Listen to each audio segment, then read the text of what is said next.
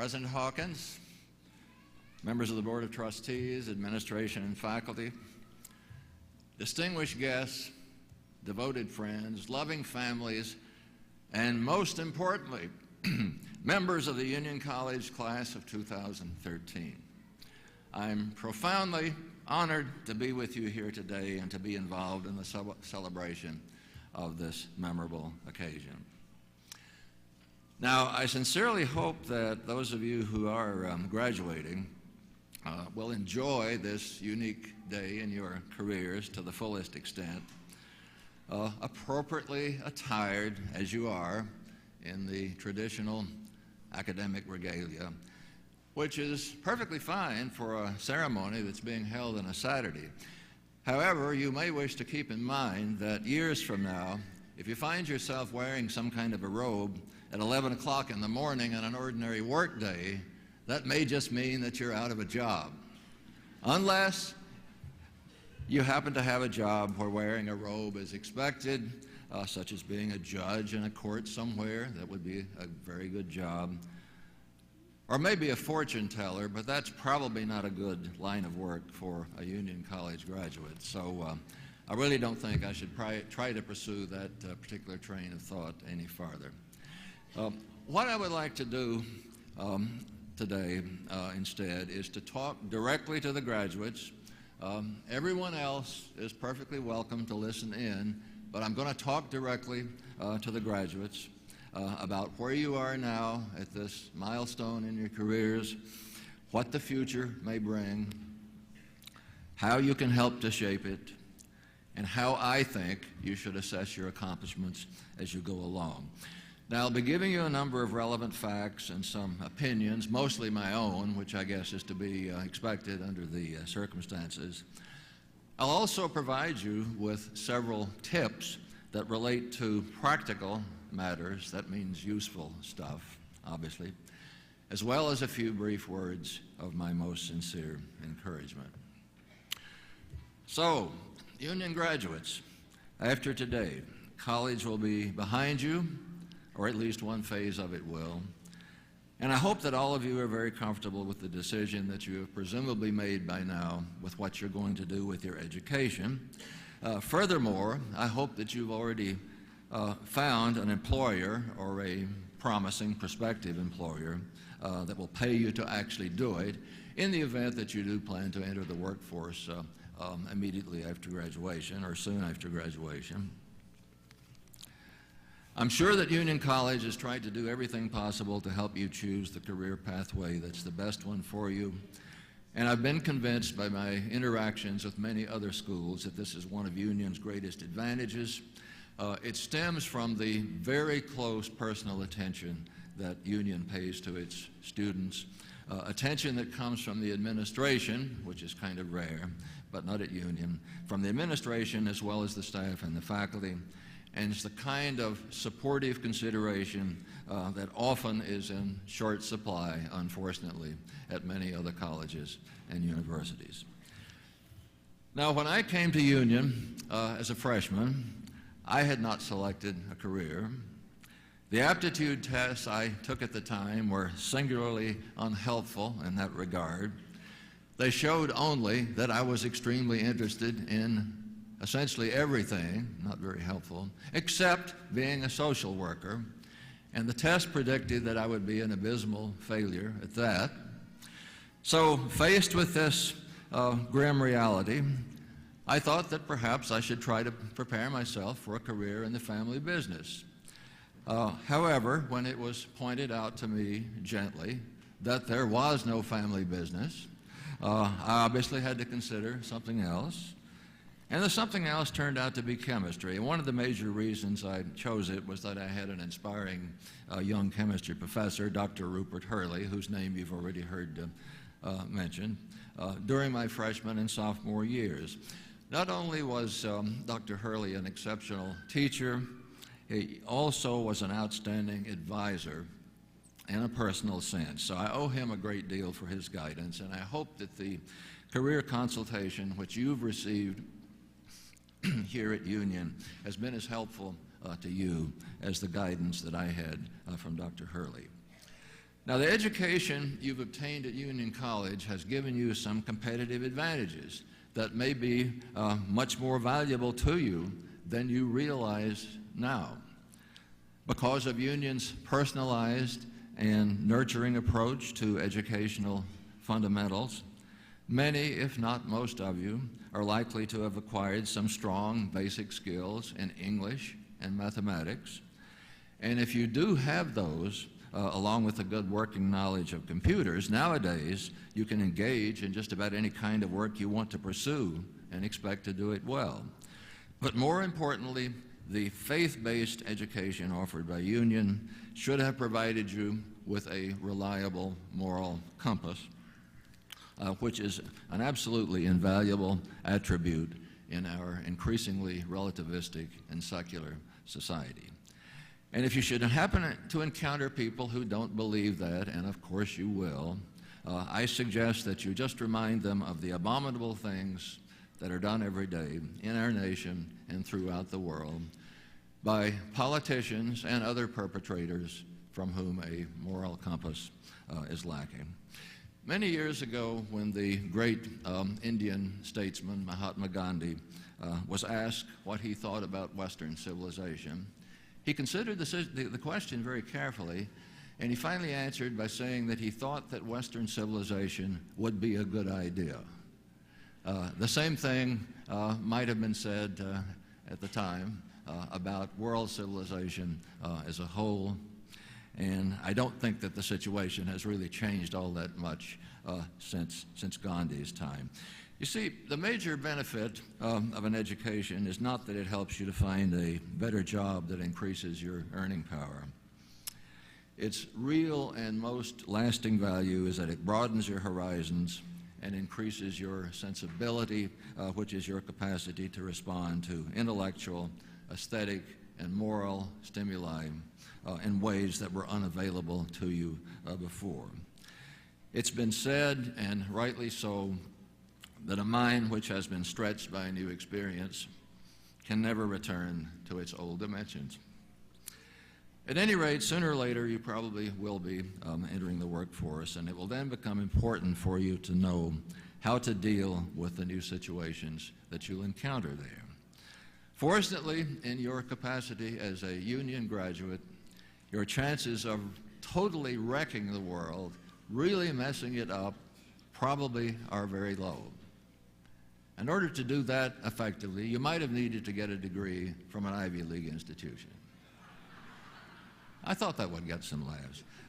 With my apologies to anyone here who has done that, namely get the degree from the Ivy League institution. Okay, now we get more practical. What should you do if your first career choice doesn't seem to be working out? Any new job you undertake should certainly be given a fair trial for a reasonable length of time, which for new college graduates who are joining an industrial company, for example, is usually no more than about 5 years. But at some point, though, if you become completely convinced that your long-range prospects at your workplace really are highly unpromising, then you certainly should consider the possibility of a change to a new employer, either in the same general field or maybe in a different field altogether. If you wait too long to make such a switch, when it obviously is needed, prospective employers will tend to assume that the only kind of job you can do is the one you've been doing for a while, and so your employment opportunities will then be greatly diminished.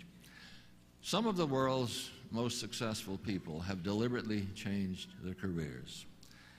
Several years ago, on a flight from San Francisco to the New York area, I happened to sit in the plane with next to a man, Sir Ernst Chain, who was one of the scientists who won the Nobel Prize for discovering the medicinal benefits of penicillin.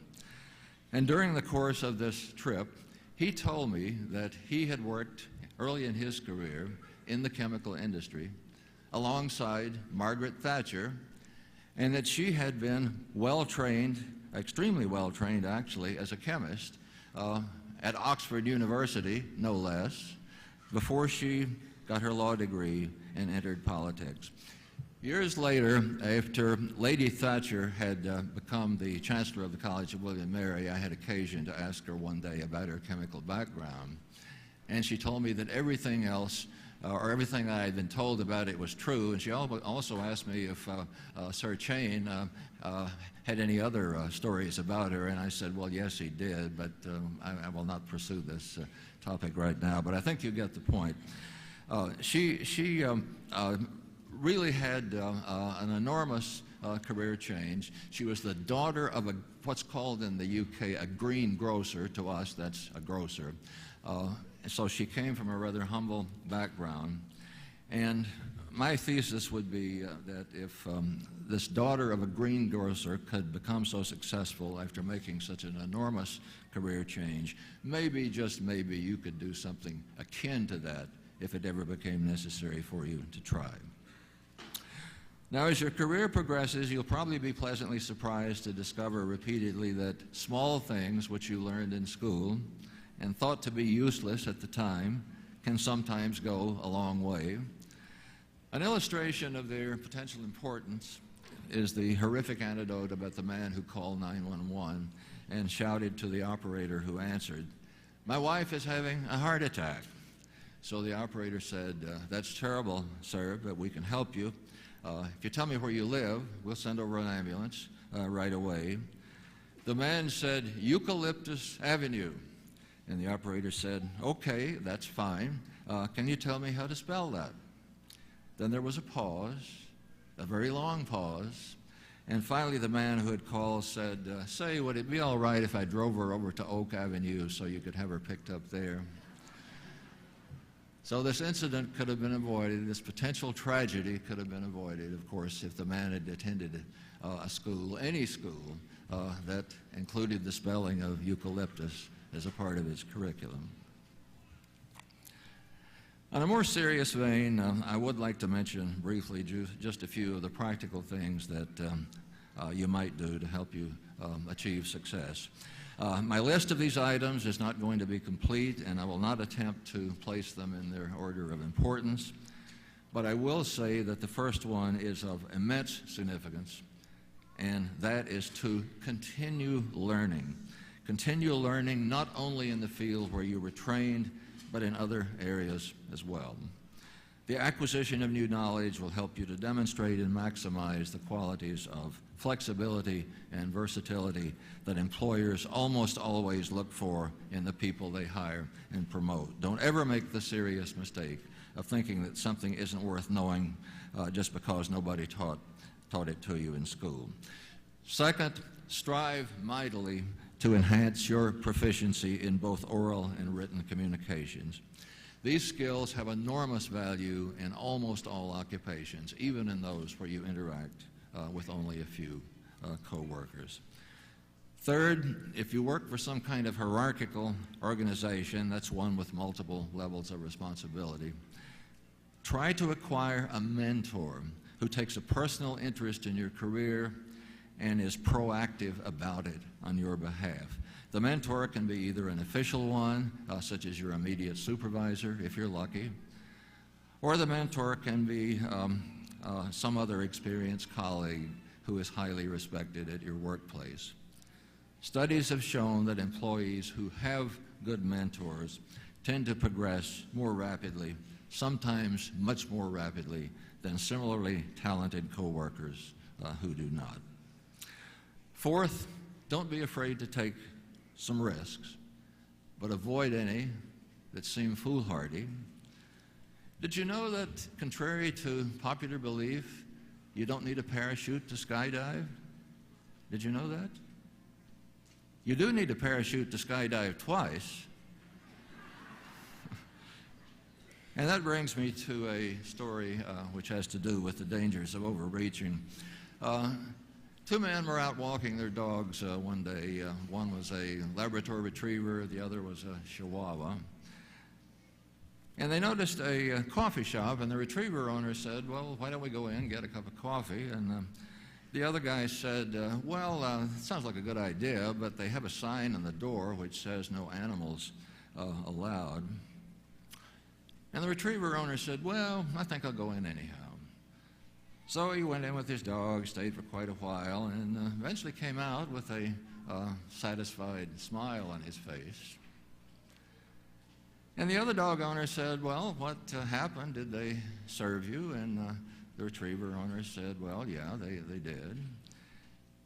And the other man said, "Well, how in the world did you accomplish that?" And the retriever owner said, "Well, actually it was very simple. I just told them that my dog Leno here is a well-trained seeing eye dog. And they said, 'Oh, in that case, then there's no problem at all. Would you like cream and sugar? Would you like to order something for Leno?' The other dog owner thought this over, and then he said, 'Well, I think I'll try to do the same thing.' So he went in the same place with his dog, went up to the counter, asked for a cup of coffee, and the proprietor said, 'Sir, I can't serve you. We don't allow dogs in here.' And the dog owner said, 'But my dog is a seeing eye dog.' And the owner of the shop said, 'Sir, that's no seeing eye dog. That's a Chihuahua.' And the man said, 'What? Why, that's unbelievable. You mean they gave me a Chihuahua?' The moral of that little story is that you should know your limitations, including those of your dog, maybe especially those of your dog, and never ever overreach, even when strongly tempted to do so. Okay, to return now to my list, fifth, and this item is a completely serious one. Don't ever get so involved with work that you ignore your family and friends. You'll always need them, of course, but at the same time, you should realize that situations inevitably will arise where they'll be needing you, and you'll need to be prepared for those situations. Sixth, and this is my last listed item, no matter what the activity is in which you happen to be engaged at any specific moment, and regardless of whether it's related to work or to recreation, form the habit of asking yourself if what you're doing is the most important thing you have to do in a global sense at that particular time. The more often you can answer yes to that question, the more content you're going to be, not only with your vocation, but also with the other aspects of your life. So, how can you judge how well you're doing after you leave Union College? How can you and how should you measure your success? Things you definitely should not do are to try to measure success exclusively or even just primarily in terms of the job titles that you've had, the financial compensation that you received, or the awards and other public recognitions that may have come your way. In other words, you should not try to measure success simply by what appears on your resume, in contrast to what a surprisingly large number of so-called successful people think. Unless you endeavor to accomplish what's really important to you in your heart of hearts, outwardly you may seem to be successful to others, but you'll never experience the much more rewarding satisfaction of appearing successful to yourself.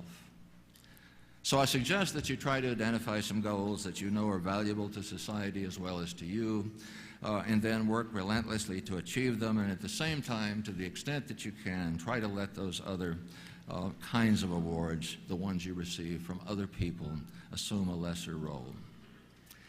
And whatever you do in your career, always remember that as a graduate of Union College, you'll be a member of a select group of people that has been exposed to empirical information and ethical precepts, which, if used together in the most constructive way, have the power to alter our society for the better. To paraphrase anthropologist Margaret Mead, you should never doubt that a small group of thoughtful and committed citizens can change the world, for indeed, if you stop to think about it, that's the only thing which ever has. Finally, as an absolutely infallible measure of your success at any stage in your career, evaluate the degree to which you've been able to maintain your enthusiasm for what you do. The kind of enthusiasm we have when we're young is a priceless commodity that's to be nurtured at all costs.